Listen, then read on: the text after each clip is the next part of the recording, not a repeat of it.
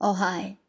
So it's Jambi again, going on about telling the story of Africa. So I just wanted to go back to the whys. Why tell the story of Africa? And it is a really interesting story to tell anyway, to start with. But my main reason is that the story of Africa has been told. So it's still a story to be discovered, and there is a whole generation that know nothing about the story of Africa. And so they're floating. And unfortunately, that's my generation. We're all just floating with, with the others, whatever they've thrown to us. We're just floating there. We don't know the truth. We don't know our story. We don't have a narrative of our own that we can tell, that we can leave our children. And so there is a generation that know nothing, and that has brought in another generation, their children, that know nothing. And I fear that then our story will be untold and it will be cut off from history. They've already told us that Africa has no history. I think it was Trump who said that, the African, and that is part of the plan to completely wipe out Africa from history. And yet it's documented, it's everywhere in the books, that Africa is the oldest civilization. So who can then come and tell us that we have no history? And yet if we had no history, then we would be weak. But we have history, and not just history. We have a great story, a narrative to tell. That's amazing, that was strong, that was victorious, that's a story to tell that needs to be told.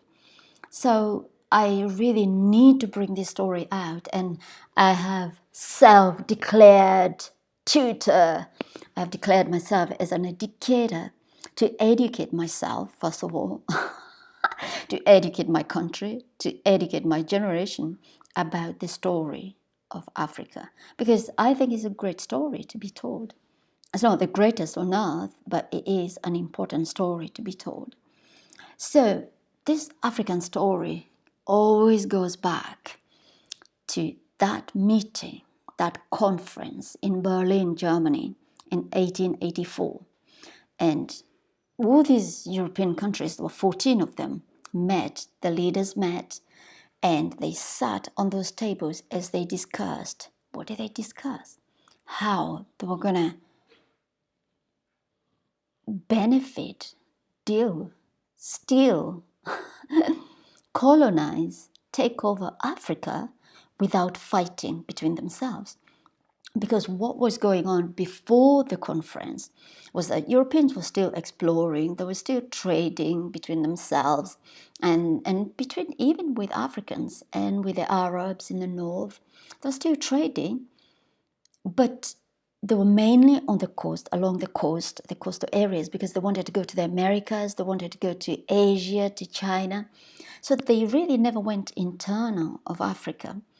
It only started, actually, it was David Livingstone, who was an explorer, who would go internally because he wasn't interested in trading per se. He was interested in exploring. He wanted to be the first one to get there. He wanted to see where this river, the Congo River, led to. He wanted to see where Lake Victoria, this river that came from into Lake Victoria and that went up north. He wanted to see where it led to, the Nile, and he only discovered that it went to the Mediterranean, and that was a great discovery. So he was an explorer, but he would come back and tell his European friends, whatever, and tell them about the stories. So the grabbers were curious and they wanted to know. So Livingstone would come and tell them, oh, I found this village where all the women are adorned in gold. What? So all these grabbers, money-minded grabbers, would then go like, we've got to get there. So they'd go with David and they would follow his directions and go. But they didn't have the same spirit, you see. And so what happened? The different European nations started fighting. over the different areas depending on what minerals and resources there was. And so when they started fighting among themselves and killing each other over the resources that they found in Africa, then it was decided by Bismarck. Bismarck called, he was the chancellor then, he called a meeting and he told, hey, we're all Europeans, come on, let's decide how we can share Africa together. We can all benefit. Of course, apart from Africa, they could all benefit. And they could use Africans and Africa to serve them. And so they decided this African continent is so big, it cannot be chewed in one big bite. It needs to be divided so that you France, you stay in the north, you British, you stay in the east, you Belgium, you stay, whatever. And Italy, you stay up near Ethiopia, up that way. And they divide and place themselves, all the 14. And that's how the division, the scramble of Africa happened. So they divided, they drew maps. And as a child growing up, we were taught how to draw that map of Africa. And the more countries you would name, the better. But what they never told me, really, was that it wasn't just a pretty map. It was an evil map and plan. That it was planned, it was drawn to divide Africa. I mean, to divide us into small fragments of called countries that could never function as a country. And somebody picked up, on this and talked about countries like Togo, like little countries, that are placed, that are cut off the edge of something and then called a country. And that country, Togo and Liberia and all that, was supposed to function as a country and was supposedly to compete against, South Africa, for example, to compete against China, against America. There is no way we would ever make it to that level, never. So it was a deliberate plan to break Africa into components that could never function in any way, not in trade, not in any way, really. And there we are. So we found ourselves, and because we were so broken, like communities were divided, such that Bantus who lived together and belonged to the one community were then broken. Some were called Uganda, some were called Kenya, some were called Sudan, and yet we were one family. And now suddenly those ones are one country and they have a different leader, and the whole family was broken. And if you don't see this, you really need to open your eyes. I'm trying to show you that Africa was broken into fragments that could not function. That was the evil plan. Now, so, Jambi, why are you telling us this? I'm telling you this because ignorance is bliss, and what you don't know will hurt you. But when you know the truth, it will set you free.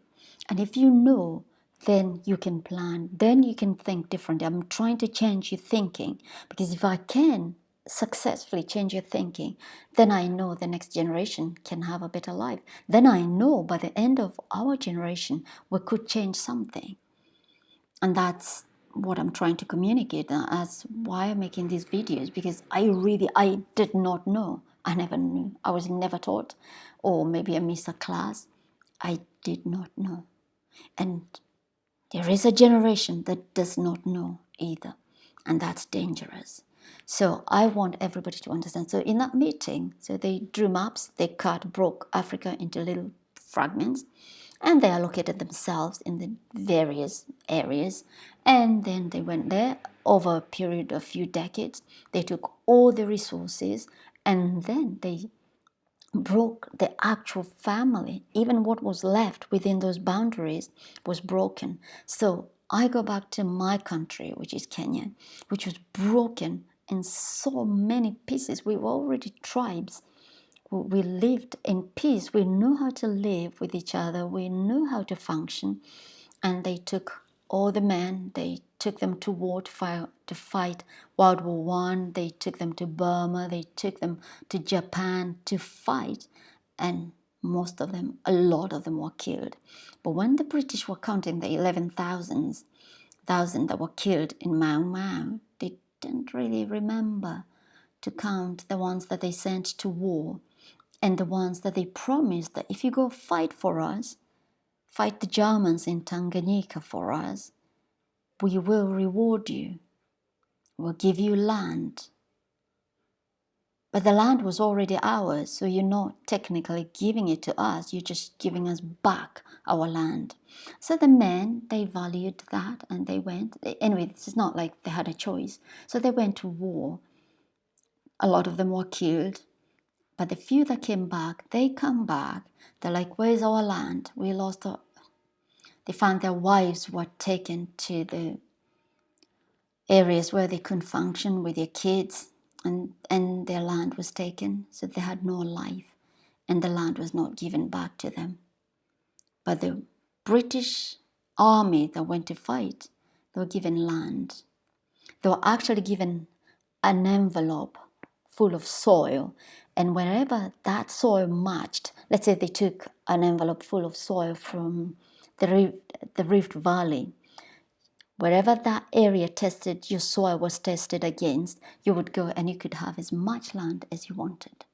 So the British went and just had all these acres and acres and acres of land for centuries. I mean, for quite a long time. Whereas the Kenyans who went and fought, most of them got killed, got a medal. And the sad thing is, most of them have died in old age or because of diseases, still holding a medal. That's all they got. Some of them are still living and they still have the medals. They're living in poverty when they fought for independence. And that's a whole other story for another video. But so we go back and to the same meeting that was planned. So they were going to use the Africans to fight their wars. There was no value to a black skin. To an African had no value. It was the color bar. The color bar was white, Asian, black at the bottom. And that was that. It was set by the colonials, and that's what was going to function. And so as we lived in our continent, we lost everything. We lost our value. We had no value in the eyes of the colonizers. So really, there was nothing we could do. They used us to build the railway, the men. And actually, I was reading some history books that said about the railway that was built from Nairobi to Kisumu, which is near Lake Victoria. It was meant to transport goods from the central, which was the richest soil, and it would transport them to Lake Victoria so that from there they would be taken via the Nile up to Europe, to the Mediterranean, and then Europe. And most men, and I mean most males died. They died in their 20s and 30s. If you were lucky, you could live beyond. They died, maximum 40, they would die. They all died in their 20s and 30s. And they died because of what? It wasn't because of work, because we worked. We still work hard. It was the sun, the heat, mosquitoes, untreated, and thirst and hunger. And even though the British knew that, and they've known their archives, because the colonizers the settlers who had come to Africa, they were communicating with Britain, with London. So they knew, they have archives. But every time that's been researched or they've been asked for their archives, they always end up hiding them. They refuse to give them. They don't tell. They do not tell the story. And yet, how are we supposed to overcome, to get over this thing, this cloud that hangs over us, to move on? The only way is knowing our history. When you know the truth, it sets you free. You can figure out how you can live, what you can do differently. I don't think we're going to go to the forest to fight again. We're not. But there are things we could do out of understanding our history. And so my goal is to really make sure that this history is understood. I know what you're thinking. Yes, I can do it. I can do it. And I'm so glad that I'm living in this media time because I know I can do it. And I love the story of Africa. It's the first time in my life that I've loved it. I've never been interested. I've never been passionate about it. But now that I've understood it, that I've discovered it, I will not. No, I will not. So I just encourage all of us to really learn, because what you don't know will hurt you. But when you know the truth, it will set you free. So subscribe and let's get to know the story of Africa. Bye now.